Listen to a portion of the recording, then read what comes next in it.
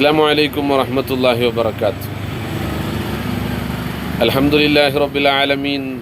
അസ്സലാത്തു വസ്സലാമു അലാ സയ്യിദിൽ അംബിയാഇ വൽ മുർസലീൻ വഅലാ ആലിഹി വസഹ്ബിഹി അജ്മഈൻ. അമ്മാ ബഅദ്. പ്രിയമുള്ളവരെ, എല്ലാ മനുഷ്യരും ആഗ്രഹിക്കുന്ന ഒന്നാണ് എല്ലാവരുടെയും ഇടയിൽ എനിക്ക് ഒരു സ്വീകാര്യത വേണം എന്നുള്ളത്. ആ സ്വീകാര്യതയ്ക്ക് വേണ്ടി മനുഷ്യൻ എന്തൊക്കെ ചെയ്യുന്നു. മനുഷ്യന് വേണ്ടത് എന്താണ്? മറ്റുള്ളവർക്കിടയിൽ ഒരു സ്വീകാര്യത എന്നുള്ളത്. ലോകത്തുള്ള സകല മനുഷ്യരും എല്ലാ പ്രവർത്തനങ്ങളും നടത്തുന്നത് ഒരു സ്വീകാര്യതയ്ക്ക് വേണ്ടിയാണ്. ആ സ്വീകാര്യത എങ്ങനെയാണ് ലഭിക്കുന്നത്? ഒരാൾക്ക് ഒരുപാട് ധനമുണ്ടെങ്കിൽ അയാൾക്ക് സ്വീകാര്യത ലഭിക്കുമോ? യഥാർത്ഥത്തിൽ ഇല്ല എന്നുള്ളതാണ് ഉത്തരം. ധനം കൊണ്ടോ അറിവ് കൊണ്ടോ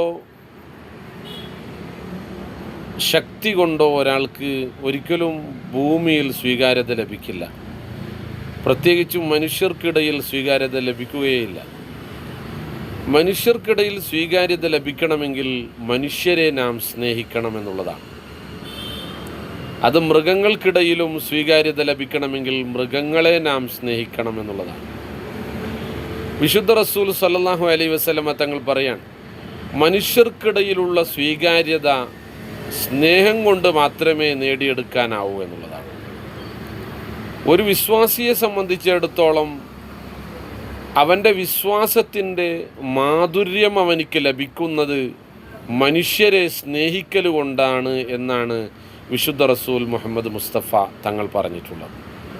ഒരു വിശ്വാസി അവൻ്റെ വിശ്വാസത്തെ, അതിൻ്റെ മാധുര്യത്തെ അവൻ നുകരുന്നത് മനുഷ്യരെ സ്നേഹിക്കൽ കൊണ്ട് മാത്രമാണ്. മനുഷ്യൻ്റെ സ്നേഹം, മനുഷ്യനിക്ക് മനുഷ്യനോടുള്ള സ്നേഹം അത് പ്രകടമാക്കേണ്ട ഒന്നാണ്, രഹസ്യമാക്കി വെക്കേണ്ട ഒന്നല്ല. ഈ സ്നേഹം അത് പ്രകടമാക്കേണ്ട ഒന്നാണ്. മനസ്സിൻ്റെ ഉള്ളിൽ വെച്ച് സ്നേഹിക്കേണ്ട ഒന്നല്ല സ്നേഹമെന്ന് പറയുന്നത്. സ്നേഹം അത് സ്പ്രെഡ് ചെയ്യേണ്ട ഒന്നാണ്.